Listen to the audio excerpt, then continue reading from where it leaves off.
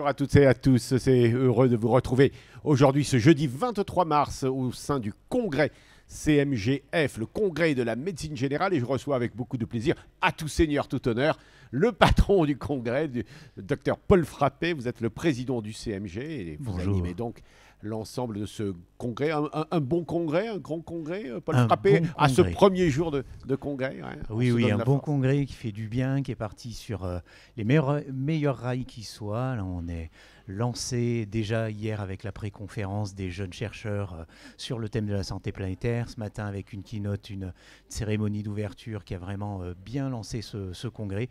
Et puis maintenant, voilà, c'est un peu le feu d'artifice. Ça part sur tous les sujets qui intéressent la médecine générale, donc extrêmement variés. On sent que voilà, ça fourmille. Ouais, il y a beaucoup de monde et pourtant dans des conditions pas faciles hein, avec les grèves hein, aujourd'hui. Hein. Ah oui, il fallait montrer sa motivation pour venir et elle euh. est là. Et le besoin, je pense, voilà, ça traduit vraiment le besoin de se retrouver, de vivre des bons moments dans ces circonstances, pas toujours bien faciles. Ouais. Et alors, effectivement, avec un congrès extrêmement large, que vous avez d'ailleurs présenté tout à l'heure en conférence de presse, avec plusieurs sujets, hein, on voit que c'est très divers, et ça va nous permettre de parler essentiellement, pendant cet entretien que vous nous accordez, de parler du métier de médecin et du métier en particulier de médecin généraliste. Mais alors, on voit, quand on regarde le congrès, la richesse de toutes ces conférences, que ça part, vous balayez large.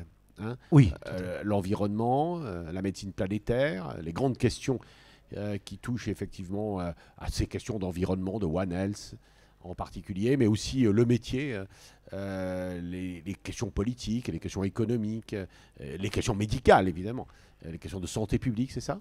oui, tout à fait. Ben, c'est le rôle du collège de montrer la médecine générale dans toute sa diversité des modes d'exercice, mais aussi dans toute sa diversité intrinsèque au métier, hein, qui est vraiment de toucher la médecine générale, c'est une porte ouverte sur tous les motifs de consultation, donc forcément on va aller toucher à toute une multitude de sujets. La santé, c'est pas que la santé physique ou psychique, hein, on a aussi la santé sociale, donc voilà, ces questions de santé planétaire, ça nous interpelle directement dans nos exercices, c'est des sujets qu'il faut traiter, pas pour le folklore, parce que réellement, il faut avancer dessus pour être un bon professionnel, pour être un bon médecin généraliste aujourd'hui et demain. Oui, moi je m'en suis rendu compte parce que j'ai reçu ici des représentants de grandes institutions, autorités de santé, etc. Mais aussi de la Mildeca, les problèmes de drogue, les problèmes sociaux, enfin tout ça est très riche effectivement. On sent quand même un médecin généraliste au centre de la vie d'un territoire.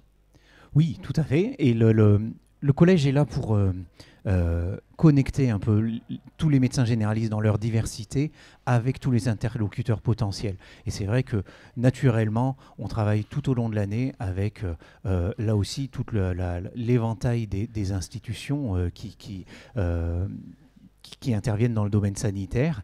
Et le congrès est l'occasion de montrer un petit peu le fruit de ces travaux, de ces réflexions qui ont eu lieu toute l'année. Et forcément, on va discuter du médecin généraliste, mais du médecin généraliste dans son écosystème, dans son biotope, on pourrait dire, autour de son cabinet. Aujourd'hui, le médecin il est plus isolé, il doit travailler en pluriprofessionnalité, avec une réflexion sur son territoire. C'est des grands mots, et du coup, pour que ce ne soient pas des mots qui soient creux, qu'est-ce qu'on y met dedans, qu'est-ce qu'on souhaite mettre dedans pour que ce soit concret, pour avancer, pour que ça parle aux médecins généralistes. Comment vous le définiriez, le médecin généraliste de 2023 et des années qui viennent? Parce qu'il n'y en a peut-être pas qu'un, il y en a peut-être plusieurs. Alors, il y a autant j'ai l'habitude de dire, il y a autant de médecine que de médecins, de façon de faire de la médecine que de médecins, et de la même manière qu'il n'y a pas qu'un seul patient, et voilà, il n'y a pas un médecin ultime qui conviendrait à l'ensemble des patients et à l'ensemble des territoires, et c'est une très bonne chose. Donc le médecin généraliste de 2023, je pense que c'est un médecin généraliste qui se redécouvre. Pendant longtemps, peut-être historiquement, la médecine générale n'a pas été sur le devant de la scène.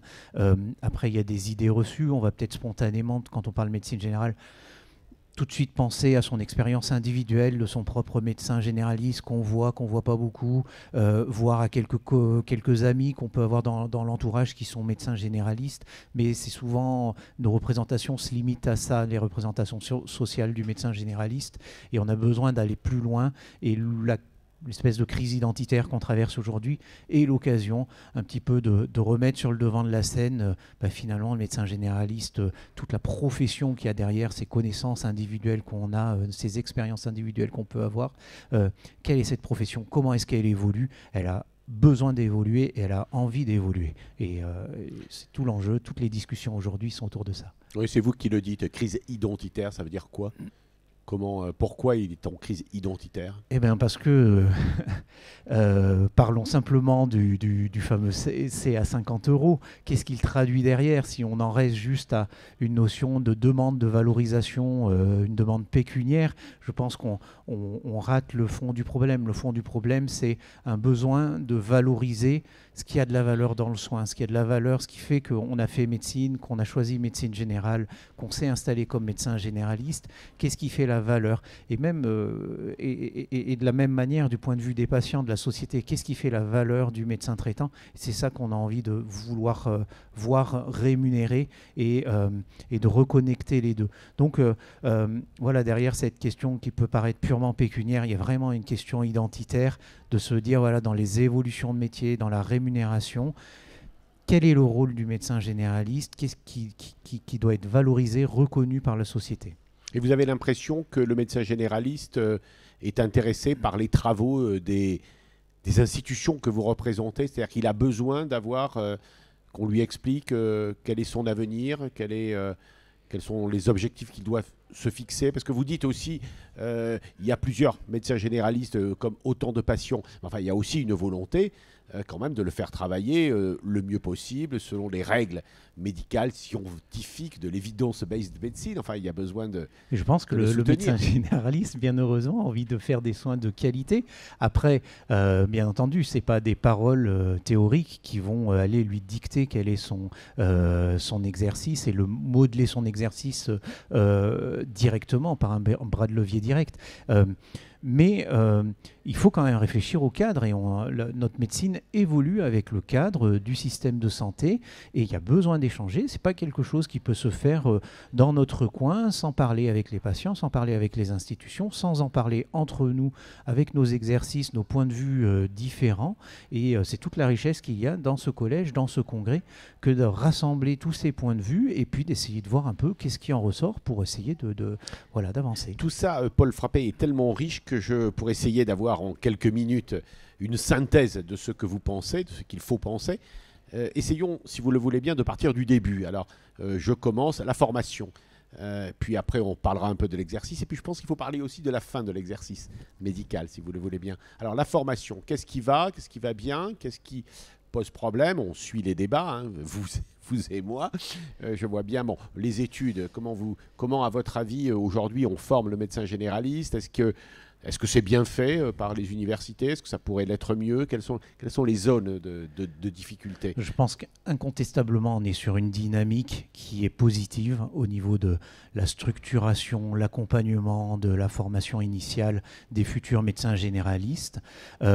Maintenant, aujourd'hui, là aussi, il y a un espace de crise au sein de cette formation initiale qui cristallise autour de la 4e année et qui pâtit beaucoup de l'incertitude de cette 4e année qui a été annoncée, mais finalement on ne sait pas ce qu'il y a derrière. Et du coup, ça laisse la porte ouverte à toutes les craintes. On ne sait pas le niveau de rémunération, le type d'encadrement, le lieu où ça pourra se dérouler. Et du coup, la crainte de se voir imposer quelque chose qui n'a rien à voir avec ses aspirations professionnelles, je pense que c'est une crainte légitime et j'espère bien que avec les rendus à venir de la mission du groupe de travail sur le sujet, ça va permettre peut-être de rassurer tout le monde et d'avoir un cadre qui permette à chaque futur médecin d'être encore mieux accompagné dans son projet professionnel. À votre avis, on forme assez de médecins d'une manière générale et de médecins généralistes en particulier? Alors c'est une grande question parce que c'est des vases communicants un peu compliqués, je pense, et on forme de plus en plus de médecins généralistes, mais il y en a de moins en moins qui exercent en tant que médecin généraliste au sens où la société l'entend, médecin traitant. Voilà, parce que les exercices se sont diversifiés, parce que voilà, il y a aujourd'hui les services d'urgence sont remplis de médecins généralistes. C'est nécessaire, hein, ça ne veut pas dire qu'ils font des choses inutiles, loin de là, mais Voilà, c'est pas forcément une relation mathématique directe. Je pense que c'est un petit peu complexe et on y travaille. Et actuellement, on sent que ça se documente petit à petit. C'est quand même fou qu'aujourd'hui, en 2023, on n'arrive pas encore à savoir exactement quel est l'exercice que font tous les diplômés de médecine générale en France. On est en train de découvrir que certains font tel type d'exercice, et c'est assez intéressant que en tant que Conseil national professionnel, dans la mise en place de la certification, on discute avec les conseils nationaux professionnels des autres disciplines médicales, et un certain nombre d'entre eux sont menés dans leur bureau par des diplômés de médecine générale qui vont relever de notre propre Conseil national professionnel si on raisonnait de manière purement diplôme. Donc voilà, c'est un métier qui est très riche, qui ouvre énormément de portes, et c'est vrai qu'il faut continuer d'augmenter, je pense, les capacités de formation, mais en même temps, il y a une réflexion aussi à avoir sur l'aval. Oui, alors le warning, c'est la 4e année, pour l'instant. On est un peu en attente, si on vous écoute. Alors après, il y a tout l'exercice professionnel. Alors on va pas passer, on n'a pas le temps de passer 30 ou 40 ans d'une vie professionnelle. Pour autant, là, il y a eu quand même quelques événements politiques. Au-delà, peut-être, de ces propres événements, il y a quand même des questions qui se sont posées. Alors, il y a eu, demain, vous recevez Madame Rist, oui. votre consoeur. Courageuse, qui vient, et qui va d'ailleurs venir sur ce plateau. Je la recevrai vers 10h30 demain.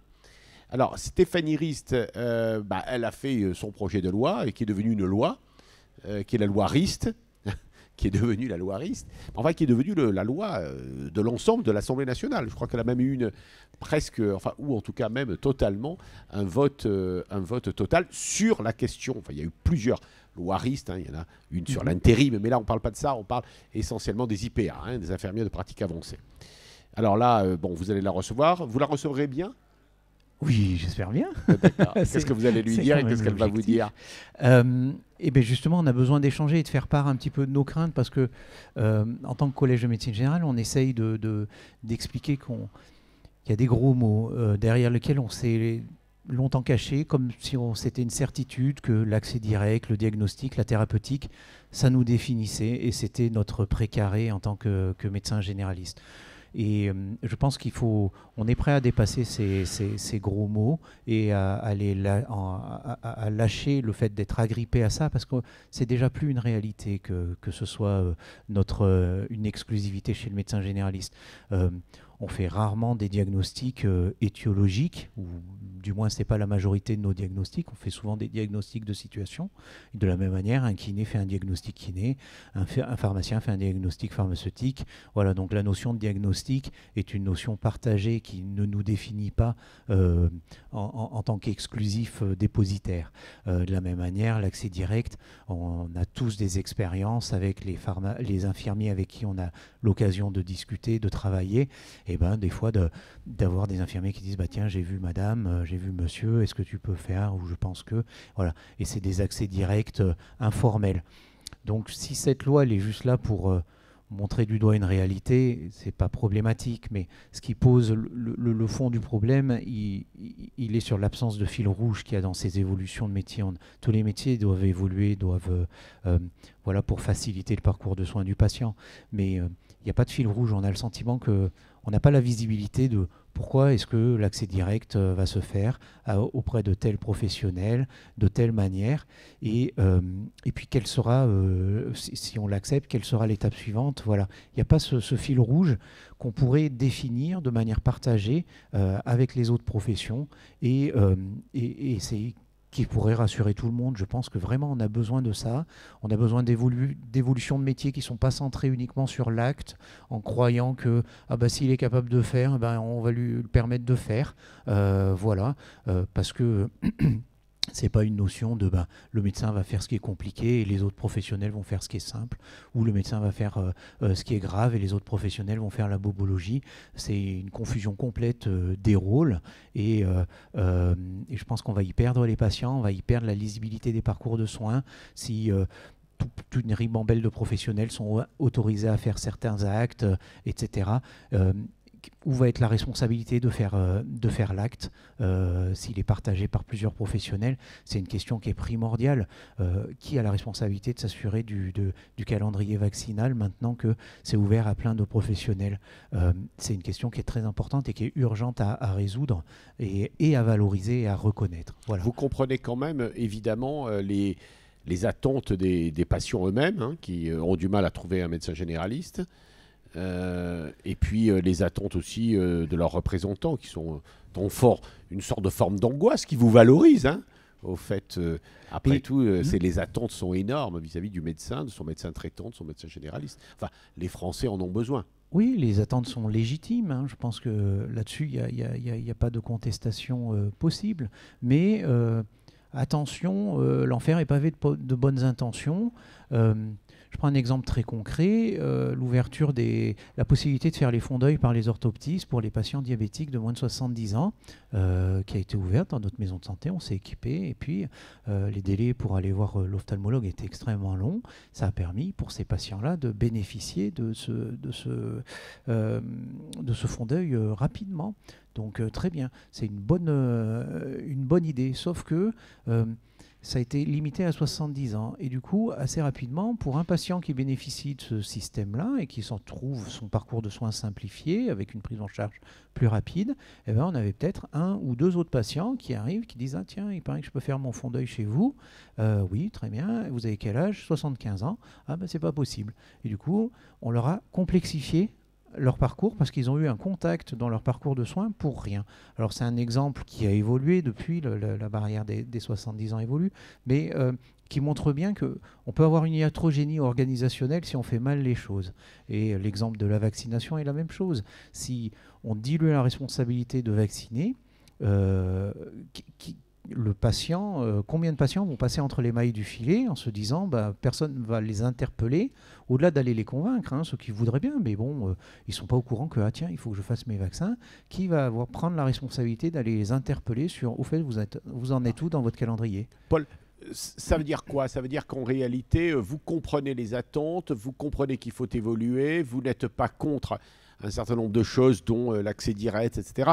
Mais enfin, c'est quand même de redonner une prééminence que le médecin généraliste perdrait ou aurait perdu, c'est ça? Non, alors ça, je pense que voilà, on n'est pas les petits princes de nos quartiers, c'est fini.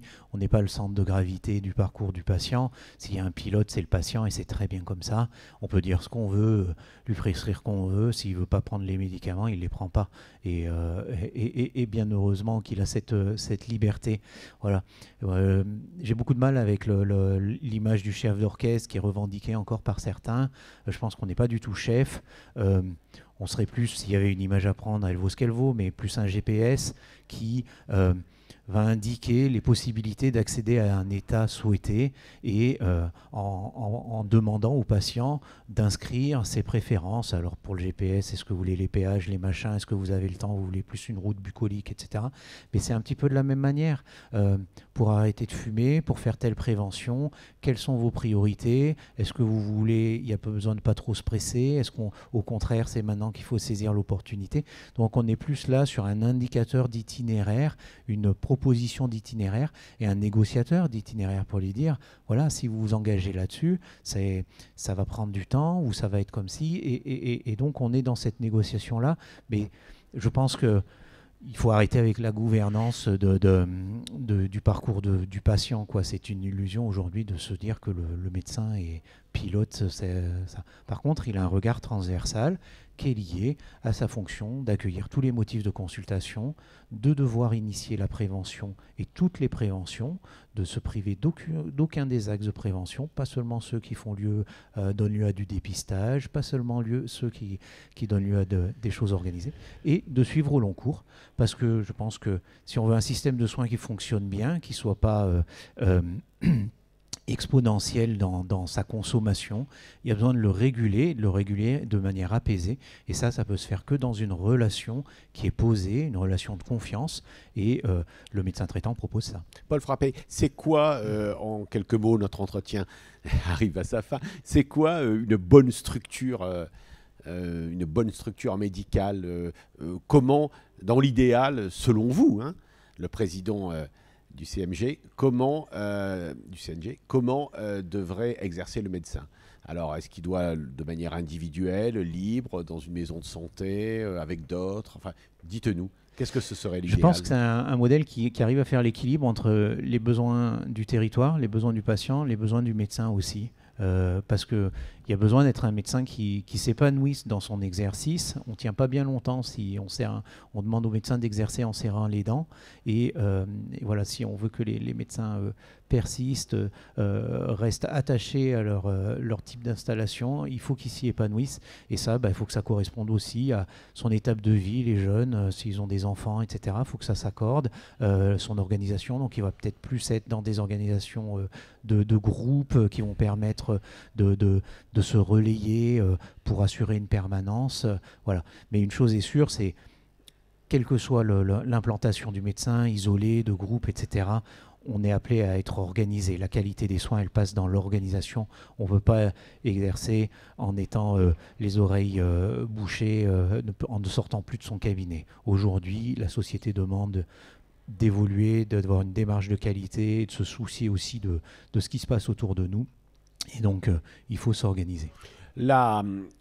L'échec de la convention, on va presque terminer par là si vous le voulez bien, c'est un grand raté, ça peut se rattraper.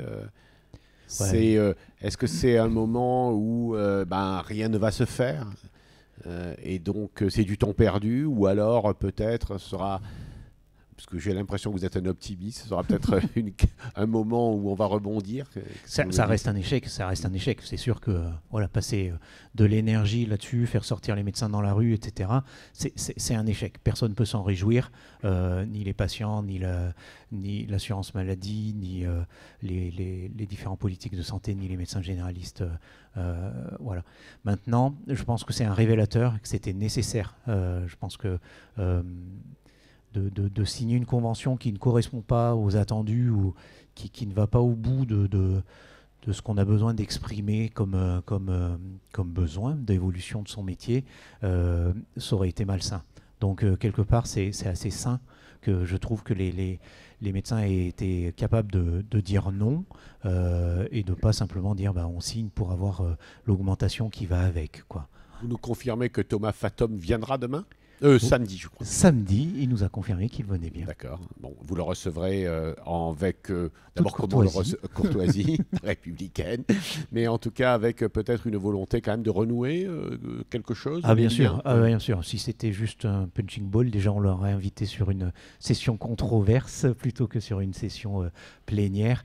Et puis c'est pas du tout l'idée. Enfin, ça ne sert à rien si c'est pour faire simplement se faire part mutuellement d'un mécontentement.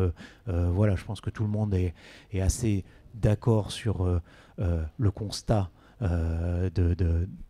actuel. Maintenant, ce qu'il faut, c'est se projeter sur les perspectives. Comment est-ce qu'on sort de cette situation? Sur quoi on s'oriente? Paul Frappé, merci d'être venu chez vous. Merci. C'était bien, c'était important. Et puis éventuellement, peut-être on se reverra au cours de ce congrès ici, s'il y a des événements importants ou s'il y a des choses à nous dire. Merci beaucoup, Paul Frappé, et bon congrès. Merci.